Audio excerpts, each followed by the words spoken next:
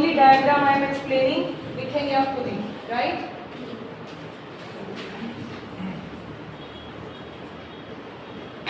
This is demand, this is supply. Here is price. Here we what do we take? Quantity exchange. Supply को किधर shift करना है? Leftward. और आप गलती से क्या बनाओगे? ऐसे एरोस, अपवर्ड नहीं, लेफ्टवर्ड. ओके हो गया?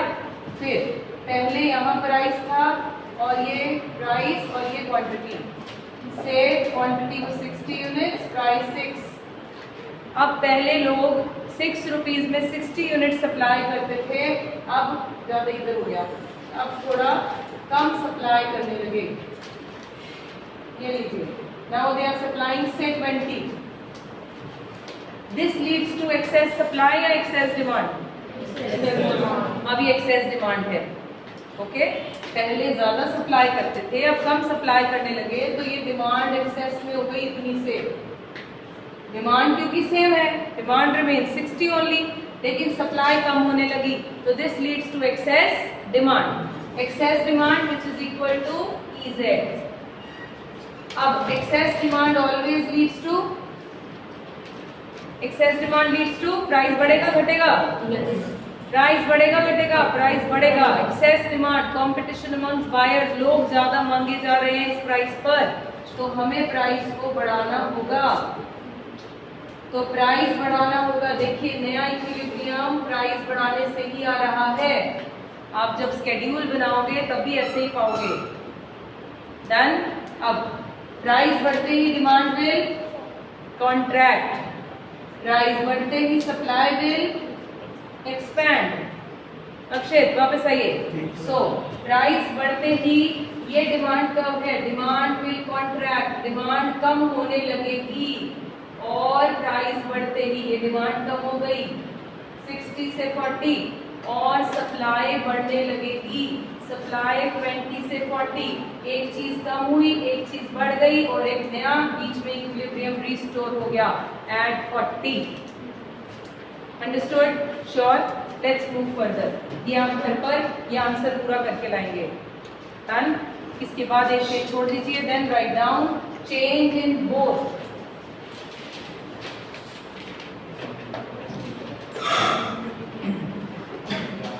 Change in both demand and supply. इसमें फर्स्ट था demand and supply increases. Both demand and supply increases. आज सिर्फ इसके डायग्राम करा रहे हैं, कल इसका आंसर डिक्टेट कर दिया जाएगा. वैसे आज भी लिखा ही जा सकता है.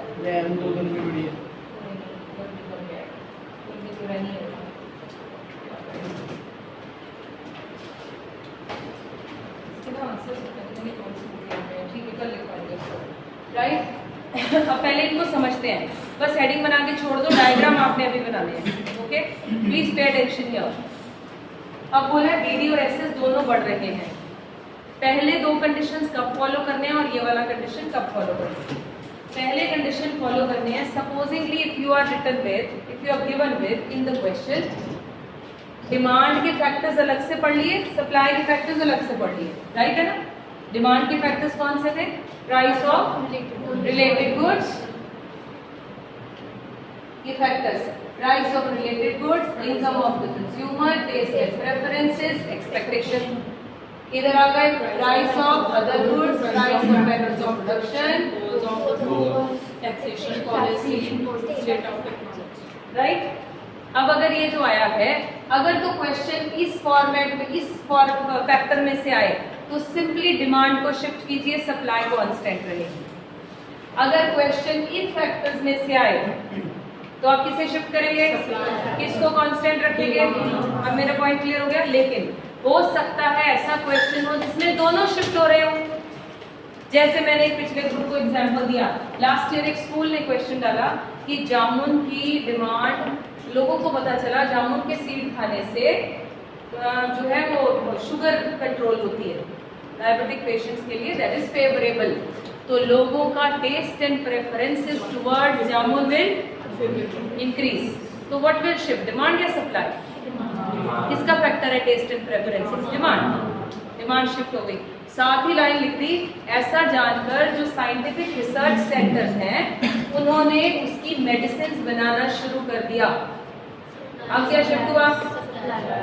अब दवाइयों की सप्लाई शिफ्ट हो गई। ऐसे कुछ क्वेश्चंस आ सकते हैं। इसमें क्या होगा एग्जैक्टली अभी मैंने पूरा क्वेश्चन नहीं आपको डिस्कस किया, लेकिन हो सकता है आपको एक्चुअली वैल्यू एडेड क्वेश्चन या तो पहले चैप्टर से आना है या इस वाले चैप्टर से आना है। इस वाले चैप्टर में आपको आइडेंटिफाई करना पड़ता है कि वो किनका फैक्टर है, फिर उसे शिफ्ट करना होता है। अगर तो सीधा डिमांड का है तो डिमांड शिफ्ट करो, सप्लाई कांस्टेंट। सीधा सप्लाई का सप्लाई शिफ्ट करो, demand constant. Done.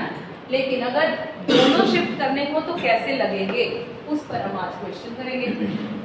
Both have to shift in right word. अब से इनकी हाइट भी बड़ी हो रही है, सही, इनकी हाइट भी बड़ी हो रही है, दोनों बढ़ रहे हैं। सो इट मींस पता नहीं क्या दोनों सेम प्रोपोर्शन से बढ़ रहे हैं या उसकी हाइट ज्यादा बढ़ रही है या इसकी बढ़ रही है। कंडीशंस हैं, ऐसे ही आप इसमें भी कंडीशंस लगाएंगे। 3 conditions. Condition number 1 says, case number 1, क्या डीडी का इंक्रीज एसएस के इंक्रीज के बराबर है? हो सकता है।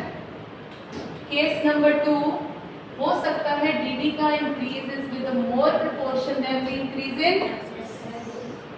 May be DD is increasing with a lesser rate than, हो सकता है ना ये 3 कंडीशन। उसने तो ये बोला डीडी भी बढ़ रहा है एसएस भी बढ़ रहा है। अब मुझे नहीं पता डीडी किस रेट से बढ़ रहा है और एसएस किस रेट से बढ़ रहा है। हो सकता है दोनों बराबर रेट से बढ़ रहे हैं, हो सकता है डीडी का रेट ज्यादा है, हो सकता है एसएस का रेट ज्यादा है। तो हम तीनों कॉम्बिनेशंस को लिखते हैं। 6 मार्क्स में क्वेश्चन आता है, एक लिखा होगा डीडी एसएस इंक्रीजेस डिस्कस। फिर मैं बोलूंगी पता नहीं भाई वो बराबर है, मोर है या लेस है, तो मैं तीनों केसेस बनाऊंगी। Case number 1 which I am going to make,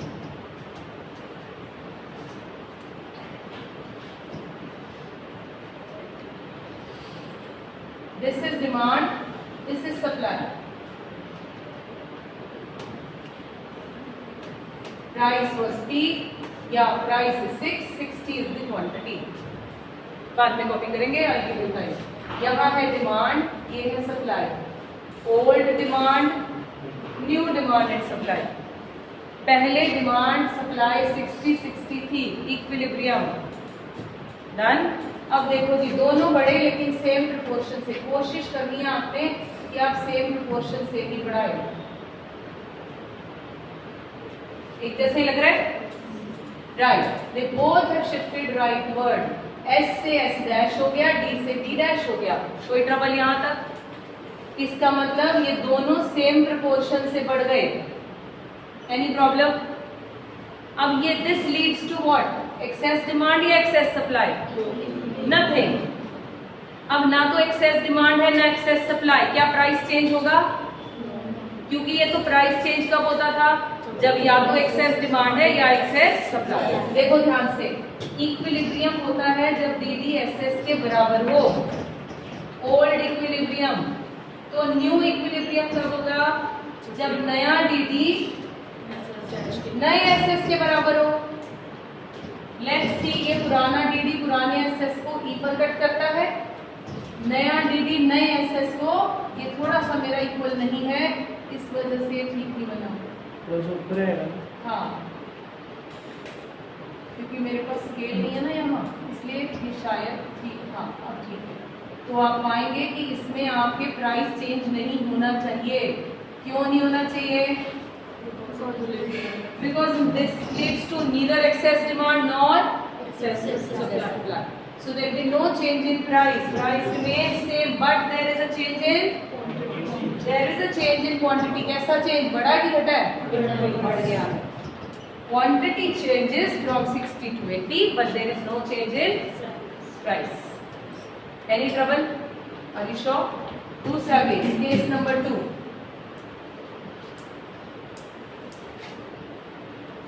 किसका चेंज बढ़ा? डीडी का चेंज बढ़ा।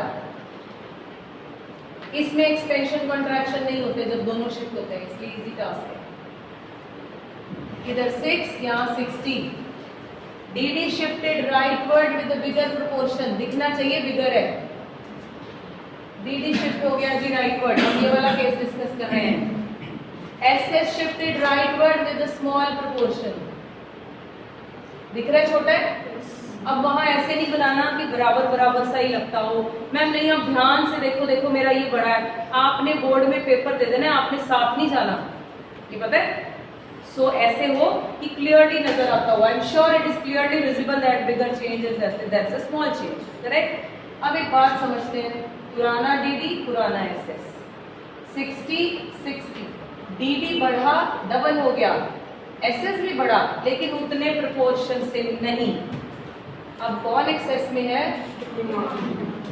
एक्सेस में कौन है? Demand. This term will be used as excess demand. बेटा एकदम पीछे से वो चेतन दरवाजा खोल दे। Excess demand, excess demand leads to rise in price, fall in price, rise in price. देखिए जरा, नया DD और SS कहाँ मीट कर रहा है? Where the price is increase. Quantity क्या हुई है? बड़ी है, तो बीच में कहीं एक क्वांटिटी भी इक्विलिब्रियम यहाँ मिल गया। मे बी एट 60 का 70 कर दो, इफ नॉट 80। पॉइंट क्लियर हो गया? Are you sure? So this is what is. Third वाला आप खुद बनाएंगे, पहले ये दोनों बनाएंगे और तीसरा वाला मुझे बना के लिखिए जल्दी से।